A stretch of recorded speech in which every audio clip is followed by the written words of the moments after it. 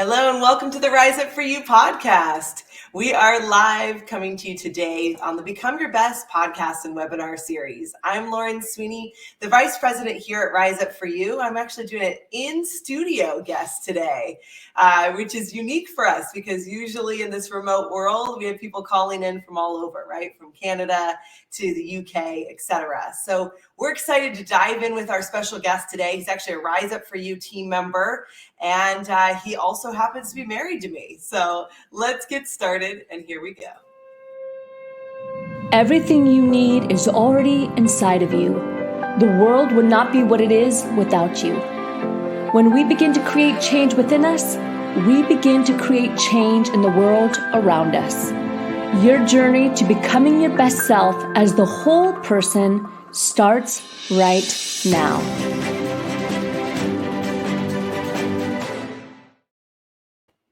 Well, our guest today is Dr. George Sweeney, and although he does hold an English degree from UCLA and a math degree from UC Davis, he also has a master's in education and math education, and then he also has a PhD as well. And so today he's a leadership coach and trainer here at Rise Up For You, and he has a wealth of information about growth, development, and really pushing forward on your journey to emotional intelligence. So Dr. Sweeney, we're excited to have you on the show. Not that it matters all that much, but my master's is actually in math and my PhD is in math education. There you go, so folks. All the degrees, all the titles, right? Thanks for having me, Lauren. I really appreciate being here and getting the opportunity to talk with all of you. Absolutely. Yeah. So let's dive in, because I know that long ago, before you and I worked at Rise Up For You, we met over 20 years ago. So literally half my life. And we actually met in a growth and development program, in a course that we were doing. How do you think that you got into the space of growth and development? Like, what kind of piqued your interest into going into that realm, into that space? So I think the biggest thing that I had I wasn't satisfied with my life. That's the biggest piece there. I mean, I wasn't really happy. I was fine doing what I was doing at the time. But it didn't really light me up. And not only did my career not light me up, I just didn't feel like things were working the way that I wanted to. I was young, and when you're young, fear is one of those things that kind of shows up all the time. So I decided to do this growth and development seminar because I thought maybe it would help me to grow as a person and I would be happier. I love it. That's awesome. Yeah. And luckily you did, because that's actually how we met. That is how we met. Yeah, exactly. And ended up getting married many, many years ago, right? Not the point of my growth work, though. But yeah. This is true. Yes. So now on your course, you actually work with college students and engage them in learning more math and development as a professor. Mm-hmm. And then at Rise Up For You, as a team member, you work with individuals and companies and develop their emotional intelligence. What would you say that you have noticed as a trend, maybe even especially post-COVID, that is lacking for individuals? I think one of the big things that has happened is that people have they lose their boundaries. And I know that this is something that happened for me as well, but the idea there's a blurring between work and life, or work and your outside work life. And that's a problem. And it's a problem because you need to actually stop work at some point in time to be fully engaged with life, right? One, it's a rest from work, right? You'll actually be more effective inside of your work, but also two, it's about enjoying life. I mean, like, you are not your work, okay? No matter how much we kind of want to be like, oh, I am my work, you're not your work. So you do need to be able to turn that off. And I think that's one of the things that, one of the biggest things that has been lost for a lot of people is those boundaries between their work life and their home life, their spiritual life, those other pieces of their life. And that work life seems to bleed in. Sometimes it goes the other way too, but mostly it's the work life bleeding into the home life. For sure. Mm-hmm. And especially, neither of us were working at home, and then all of a sudden we're working at home, right? Yes. And so when your work is literally a few feet away from maybe the kitchen, it's hard to just say, oh, I'm out, right? I'm leaving my office. What are some tools that you have either used yourself or used with your clients to help kind of not blur those boundaries, or to help give you those boundaries back? I think the biggest thing is just consciousness, right? Anything that you do in order to like kind of raise your consciousness about this particular issue, right? And if you just start with this, that kind of consciousness raising kind of bleeds through. But start out with, look, I want to be done at this point in time. I have these things that need to be done. And so inevitably you need to start having appointments and keeping appointments with yourself, which is a little different. We think about like appointments for our work and they're like, oh, and then when I get done, I'm done. And I'm not going to like have an appointment, but you really need to keep those appointments with yourself, whether or not it's going to the gym or it's meditating, or I'm going to watch the football game, or I'm going to have dinner with my family. You have to honor those commitments like you would honor your job commitments. And that creates a very natural boundary. And then when you're there, you have to treat it like you would treat work. And that is like, I'm going to be completely present. I'm going to be with the people that I am having dinner with right now. I'm going to enjoy this football game as much as I possibly can. And I'm not going to worry about work. Okay. Because work's not happening right now. So you start out with, I'm going to set aside time to actually do these things. I think that's the first thing. The second thing is, for me, I have just all of my notifications, all of my communications. I've started to limit them.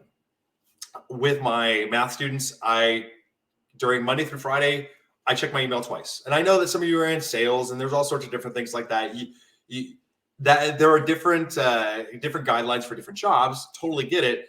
But I needed to say, here's the boundary for my communications, right? And then I needed to honor those boundaries, let people know about them. So that's part of it too. Like, I'm going to check it twice a day. You can expect that I'll either respond to you in the morning or I'll respond to you in the afternoon. And what that does is that allows me to be more productive inside of my work, which allows me to finish my work and get on with life. Okay. This is especially important because like nowadays you get people who they'll text you or they'll email you in the middle of the night and you're like, hey, look, got it. That's where you're at. That's not where I'm at. I'm here with my family. I've got to deal with whatever it is. You don't have to necessarily say that, but here's my policy. This is when I'm going to respond to you. And then to honor that as much as you honor the time that you're there, because like, that's the other thing. We're going to sit down and have dinner with our family and inevitably that phone comes out and now you're communicating with other people when go be with your family, if you're split. The thing is that if you're split, whether or not you're split, like it's your work, you're thinking about work while you're at home, or you're thinking about home while you're at work, or you're interacting with somebody who's from work while you're sitting at the dinner with the table, then you're not doing either. It doesn't work. That doesn't make any sense. And so consequently, that's the second part, okay, was to really like set expectations for people and let them know, like, this is what I want you to do, okay? Or this is what I'm going to do, right? And let's work around that. I guarantee you everything will get handled. We're all going to be great, okay? Definitely. Yeah. I think that's something we both worked on a lot and still working on in feeling that pull. I love what you said too about setting the expectation. So I know it was hard for you to say, oh, could I really only check my email twice a day? But what are people going to think? They're going to need me.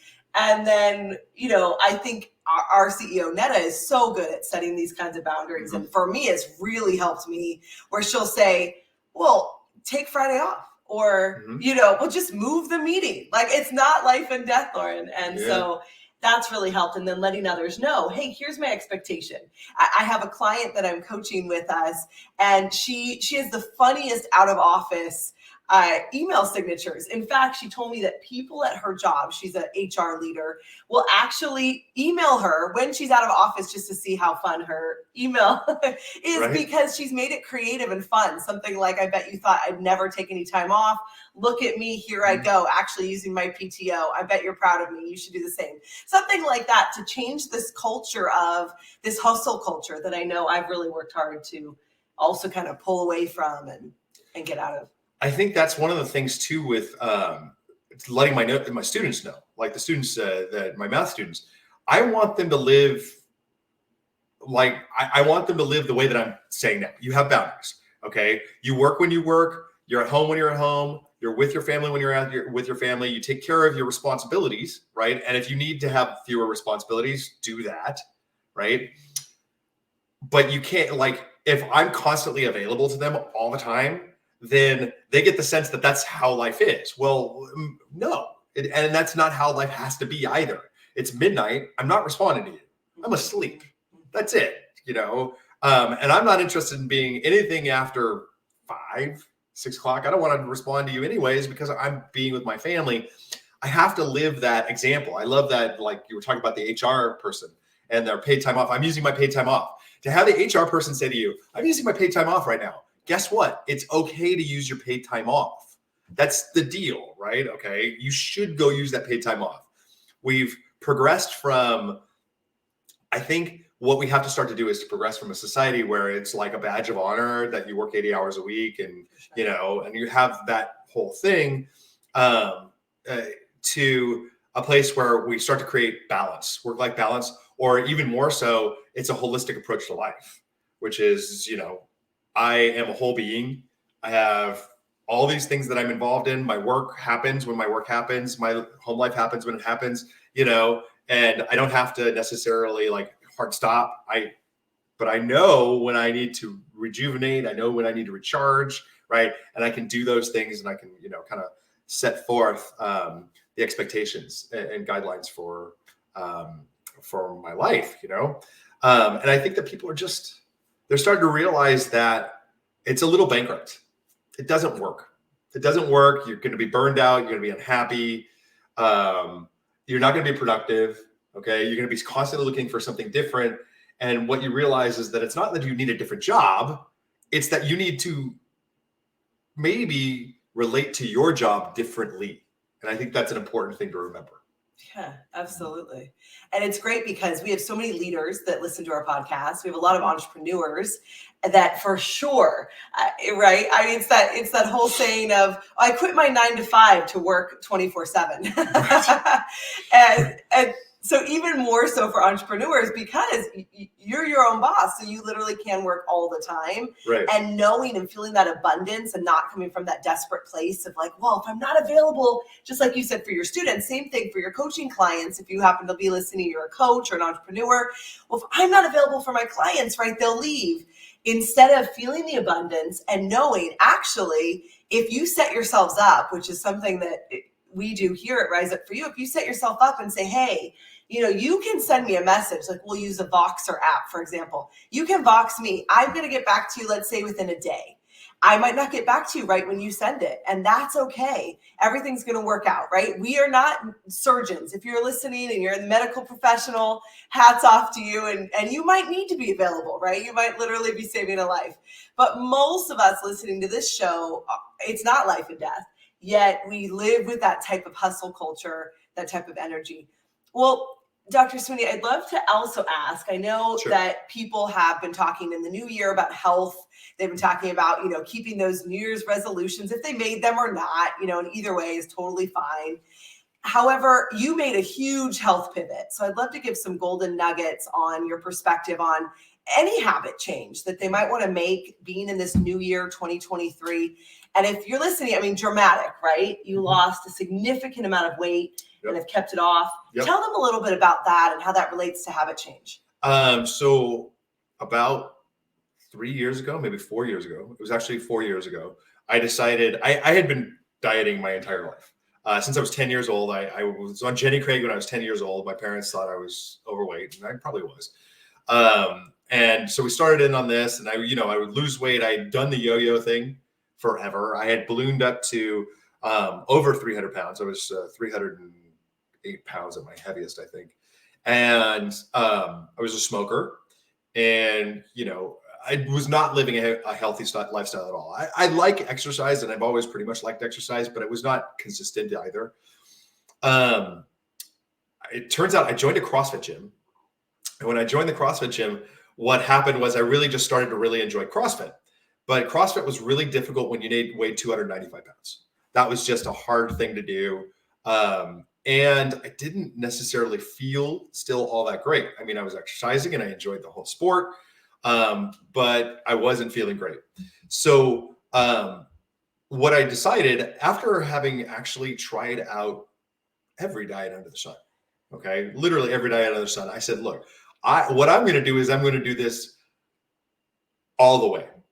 Whatever happens, I am I'm in it for the long haul. I'm going to spend the next year and a half. I got a nutritional advisor, a nutritional coach.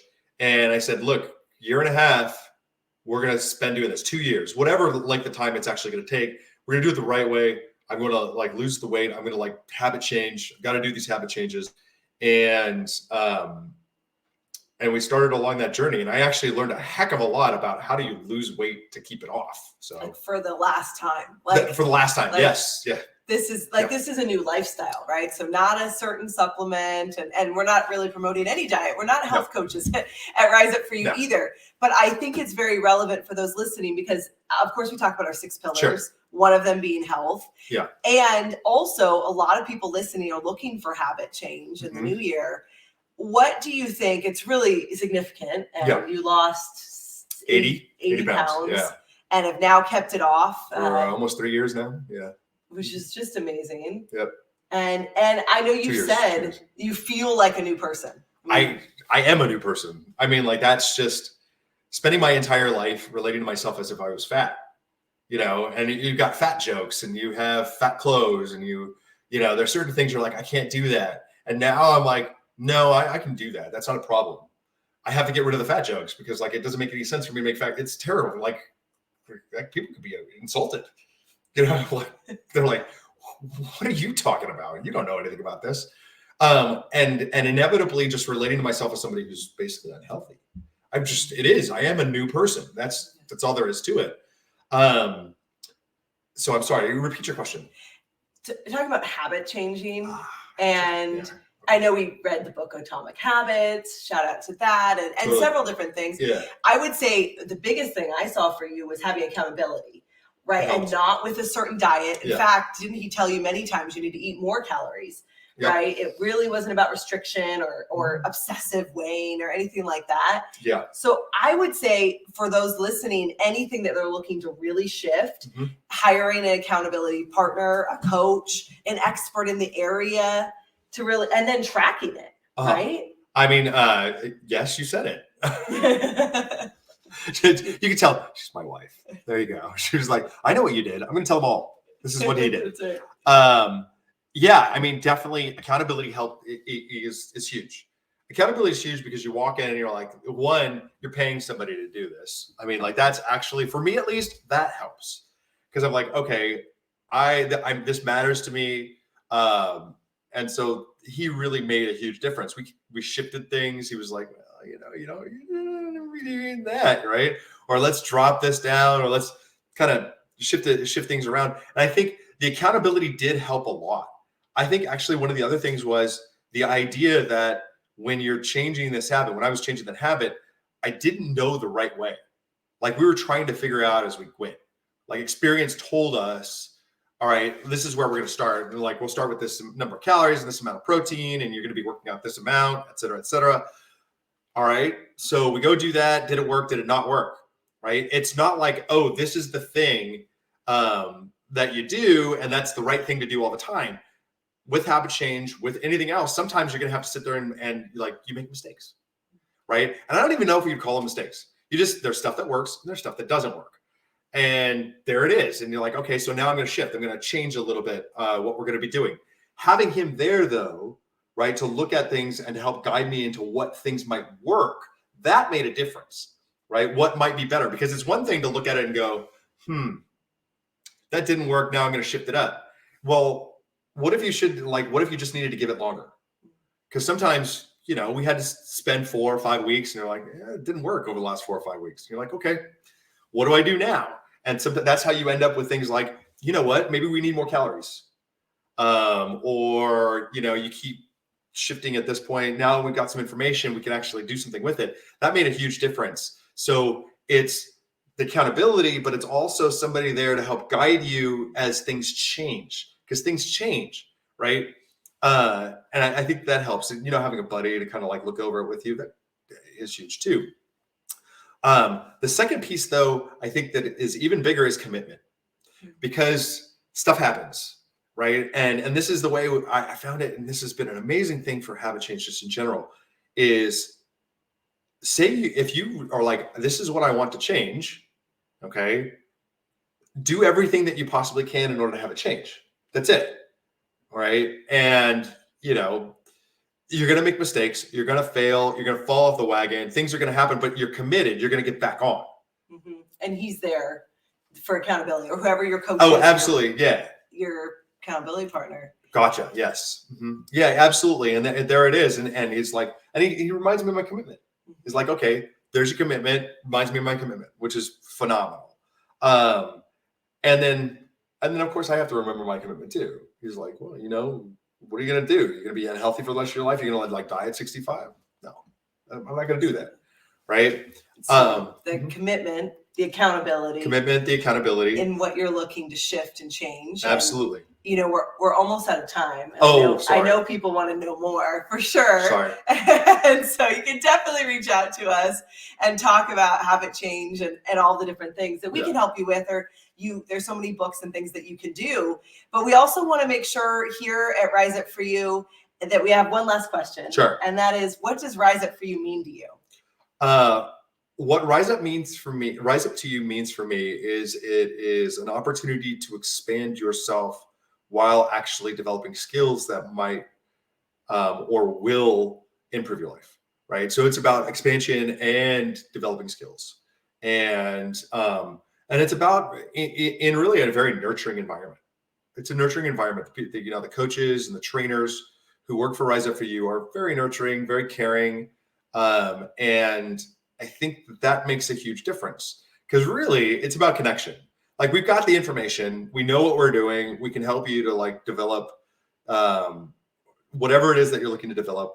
Great listeners, great coaches, and connected, caring, and nurturing. I think those are huge things. They're things that people really are looking for inside of their relationships. I mean, obviously, and also inside of their relationships with their coaches. I love that. Very good. Well, we want to make sure here at Rise Up For You that you download your free success kit. You can do that by texting Rise Podcast to 949-416-0671, or go to riseupforyou.com/success kit and download your videos on confidence, emotional intelligence, public speaking, and more. Until the next time we see you, Rise Up For You.